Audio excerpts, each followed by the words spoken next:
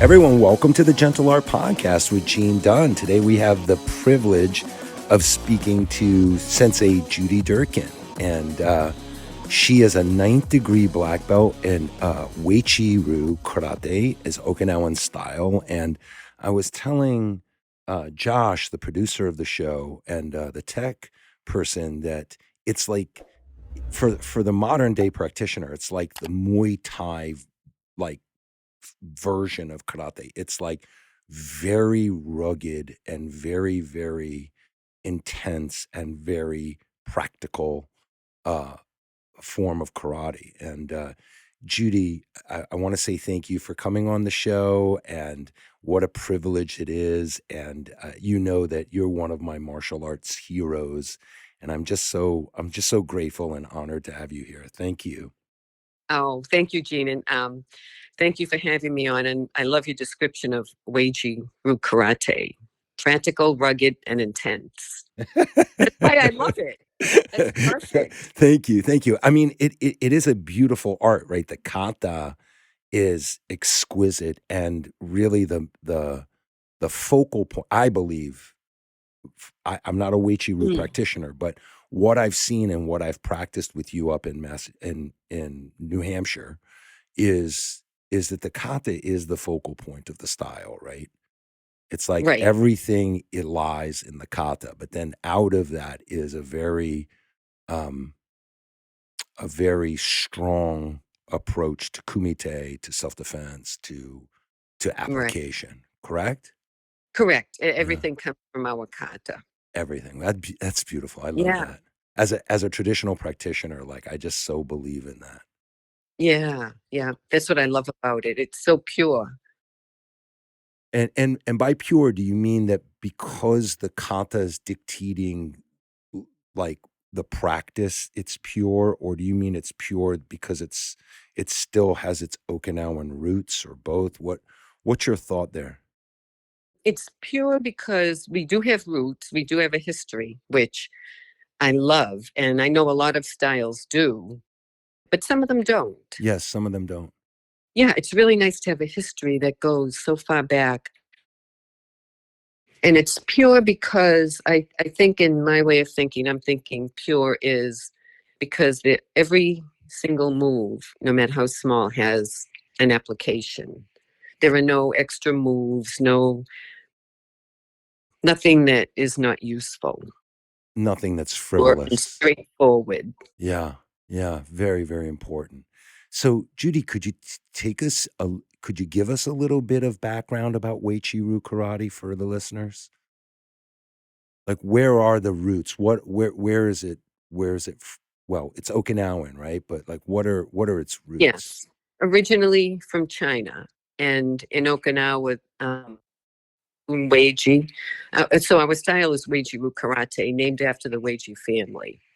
Kanbun Uechi brought the style from Okinawa. There were only 5 from China. The 3 main kata, body conditioning, and sparring. So we only have 8 kata altogether. So the other 5 were actually made up Mm-hmm. in Okinawa or by Americans. Mm-hmm. So there's still only 8. And yeah, so, and Buzz's teacher, George Mattson, was in the military in Okinawa in 1956. He studied Uechi-ryu karate.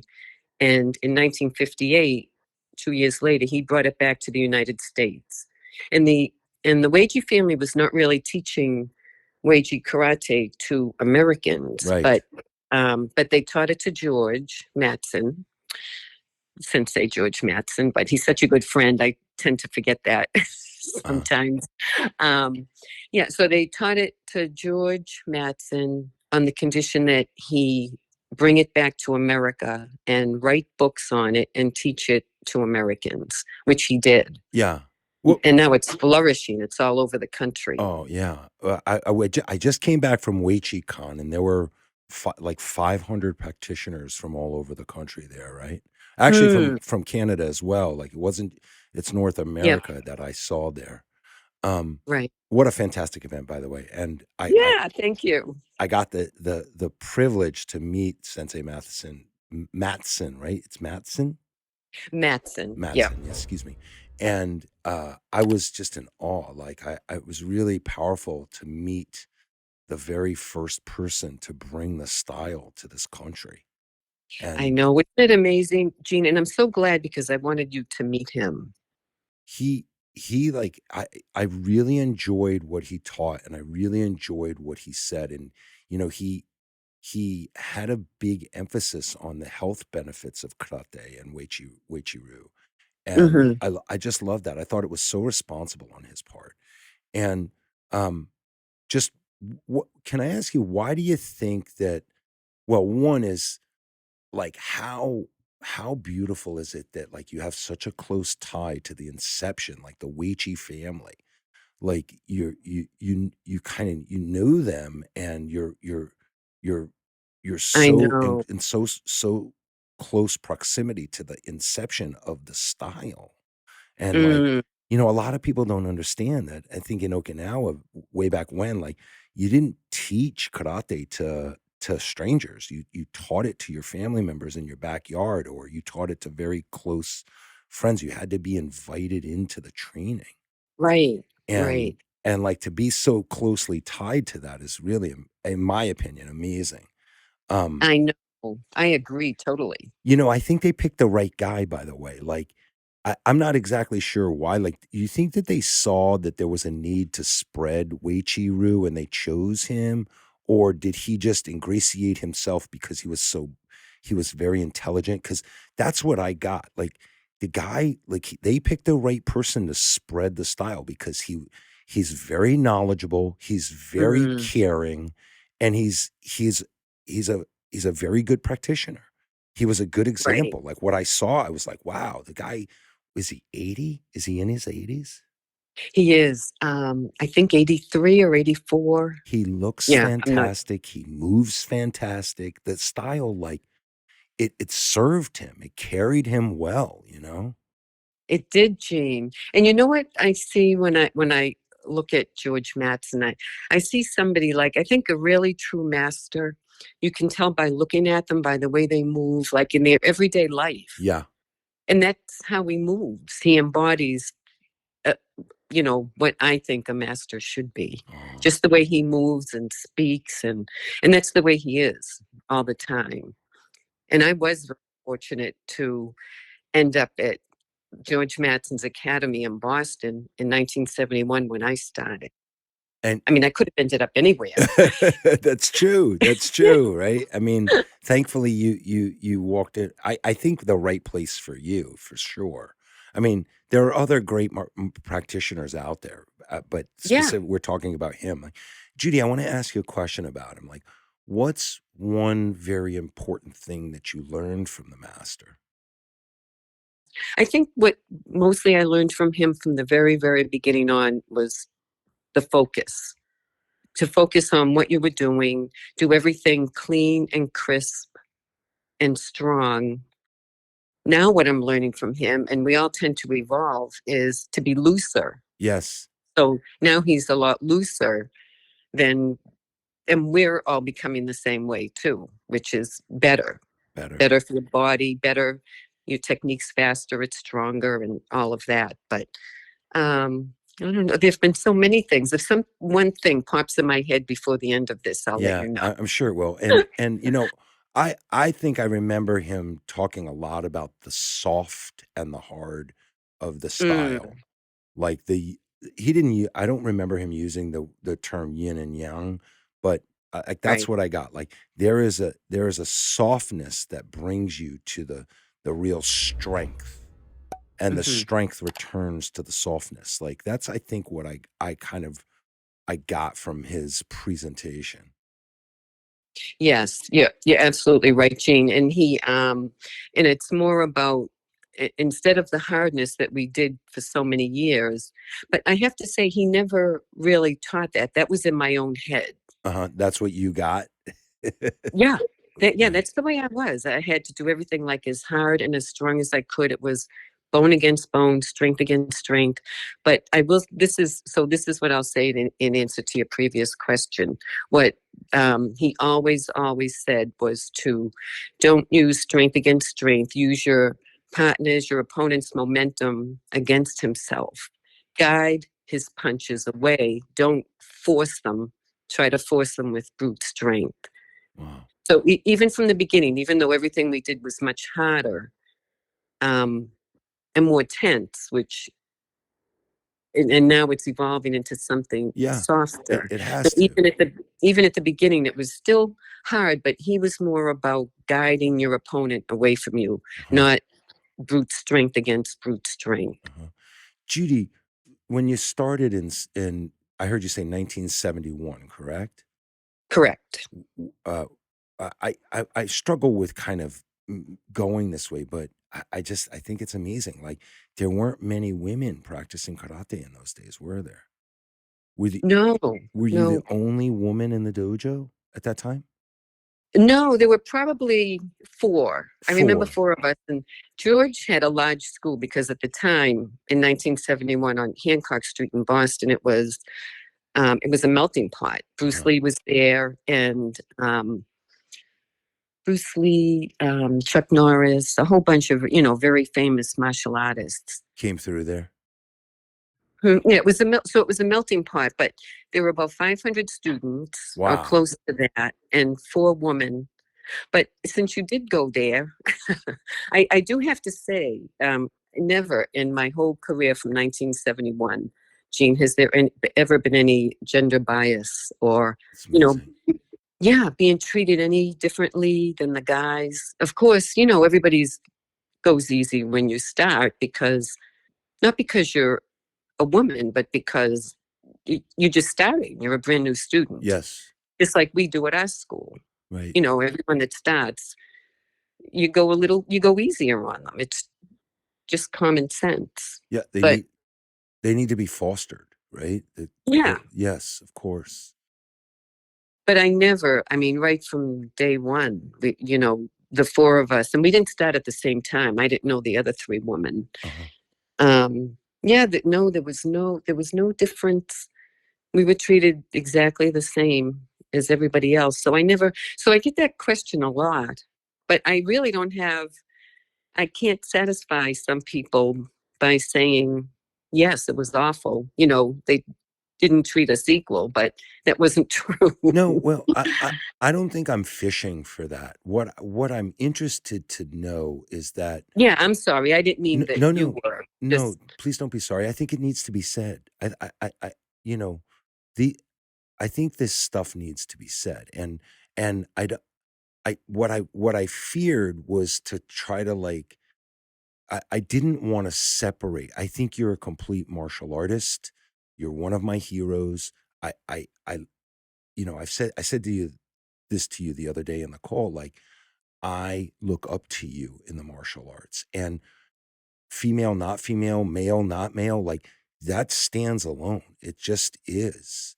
And though I do wonder to myself, I think there are females in at least in my dojo that that are trying to navigate a classroom that's taught by a dominant male. Like I'm a pretty strict, pretty focused person. And mm, I work on being inclusionary. Of course I do. I want everyone to enjoy the martial arts. But I right. do wonder to myself as an instructor what it must be like for someone of a different gender to navigate a classroom that's being led by a big male. And so I was trying to think about this and formulating like, oh, I wonder if Judy could speak to that a little bit. Like I'm not fishing. Like I would hope that everybody treated you well, and I'm happy to hear that they did. But like, I'm interested also to know how you navigated it in a school of 500. That means there's 496 men, and you're in there and you're you're kicking ass. I mean, like I heard you say, like I had to go, like I had to do that for me. And so I just I know this is long-winded. Please forgive me, but Oh, no, you, that's good. This is interesting. you know, Thank so you. I just wondered if like there was some thought about, or like you ever like thought about navigate how you navigated those waters for other students coming up. Oh, Jean, I wish I had a good answer for you. Seriously, I didn't have to navigate anything. I walked in like I was walking into any class. I Uh-huh. guess it could have been a college, it could have been a dance class. This one just happened to have more men in it. And then like what was your strategy? Like I didn't have one. you didn't think to yourself like, "Oh, I'm just going to be the best I can be," or you didn't think you just that was just what you did? You just showed up to class? I showed up for class. I always wanted to be the best I could be. I didn't compare myself to the other four women, the other three women, or any of the guys. I just did the best I could in every class. Huh. It was the whole thing was very strange, and I was clueless because I had never been in a karate class before. I actually signed up because my brother was a student there. He was a green belt, Uh-huh. but we weren't in the same classes. But my very first day there, I think I was 21, and I ended up doing arm rubbing, which is one of our arm conditioning exercises with this man in his 50s. And I did think to myself, well, this is so weird. Uh-huh. I'm here and I'm rubbing arms with this man that I don't even know. And, there was contact like that. And so I felt, I thought it was a little weird, but I knew that was just because I didn't understand it. And I was hoping that, the answers to what I was doing would come along as if I kept working out, which Right. of course they did. Right. There I have to say, in the 80s, I went to Okinawa twice, once with a girlfriend, just for the sole purpose of studying Uechi-ryu. And we weren't treated any differently either over there, even though there were no women in the dojos at that time. I right. think now they're filling up with women. Right. But at that time, we were the only two, and we made the rounds of all the Uechi dojos, and we were treated exactly the same as we were treated back home. Wow. Yeah, it was quite amazing. It was one of my two best trips of my life Wow. to go there, and the classes were taught the exact same way that they are in America. Or I should say, we teach them the same way they were taught in Okinawa. Huh. So you could walk right in from any country in the world and feel right at home and work out. And I think sometimes they made the classes harder just to see if we could keep The up. Americans could keep up. Yeah, but we were so used to doing it that it wasn't a problem. It was, Right. I know, there was nothing I had to navigate. I just Uh-huh. went in and did my thing, and it Judy, didn't even dawn on me that treated differently, or I might be treated, and I wasn't. Judy, how does a 21-year-old girl from the Boston area become a ninth degree black belt and 50 years of Uechi-ryu karate? Like, how does that happen? Uh, Like I hear well, I heard you say you wanted to be the very best you could be. yes, that's one thing that George Mattson always did tell us: don't compare yourself to your partner, or try to be better than your partner. Be better than you were yesterday. So that always resonated with me, and I always just tried to be better with each class. Huh. Uh-huh. See, I think like for me, I started when I was 12.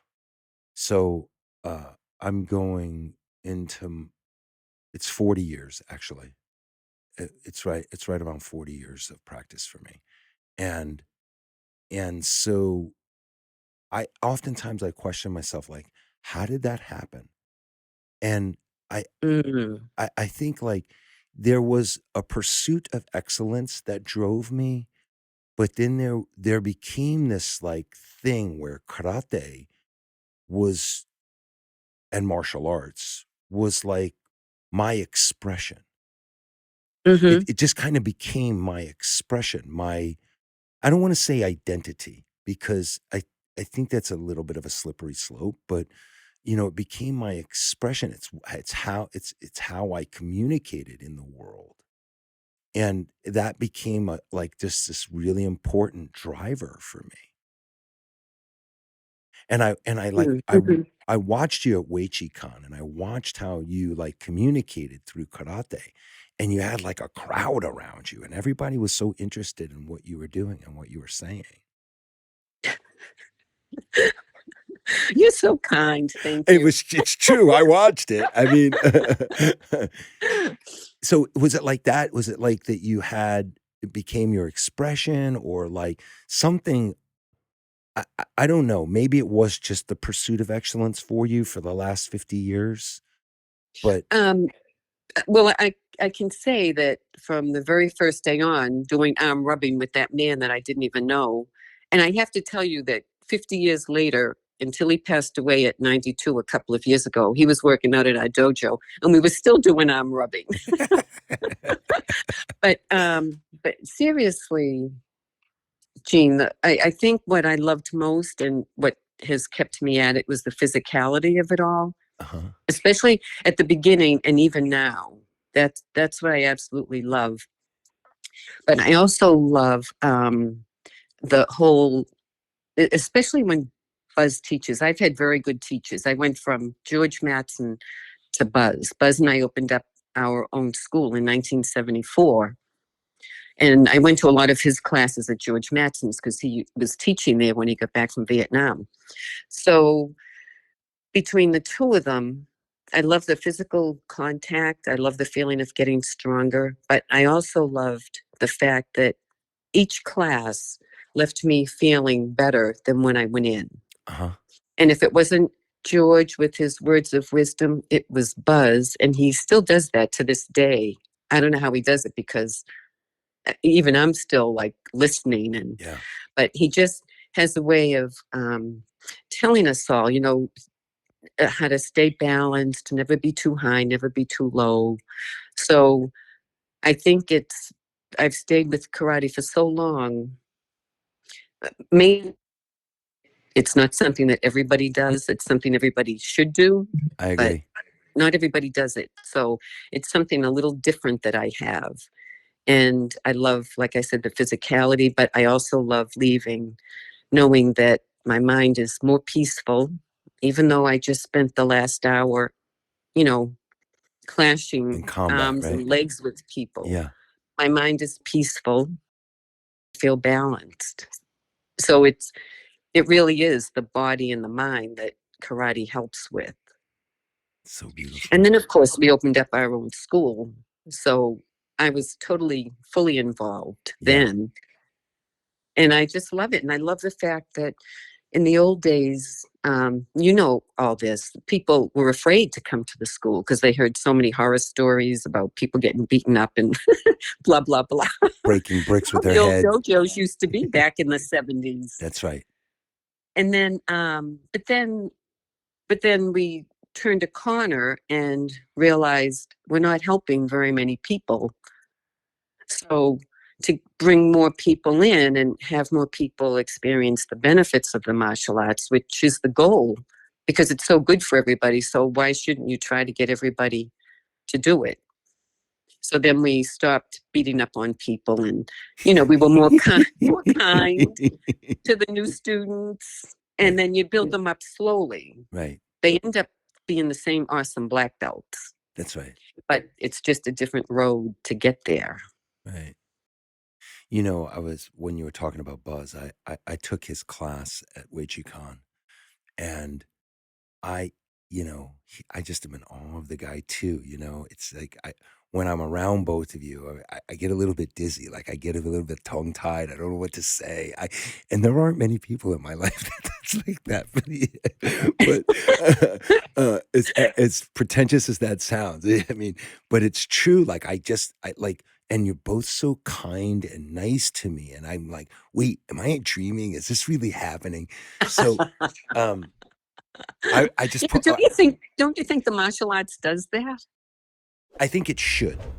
I think it should. And I know a lot of great people in the martial arts, and I always gravitate to the ones who are genuine. It like, that's what I look for. That's who I want to be around. And, frankly, it's why I stepped on the gas when you asked me to, like, I got in my car and I drove up, and I was like, I'm honored to Oh my do the God. event. Like, of course I want to be around you and Buzz. And, Oh, thank you. We were so wanting to have you there. That was awesome. I walked into the hotel and you were waiting in the lobby, and you guys were waiting for me. And I was in 7 hours of traffic, and it was close to midnight, and you're waiting for me. And I'm like, Of course. I know, I'm tongue tied though. I'm like, oh my gosh, these people are so sweet, and they're the real deal. They're badass, and they're kind, and they're genuine. And that's, to me, karate. Like, that's it. That's everything. Yeah. And so taking Buzz's class, and you're in front of me, and one of the senior practitioners is to my right, and he's helping me. Everybody is making sure that I'm so well taken care of. And I've done that. I warned them. Thank you. I've done that kata maybe twice in my life, or 3 times. And so it's not familiar to me, really. And I had such a joy practicing. But the standout for me, and I came away, and I teach it every single day in my class now.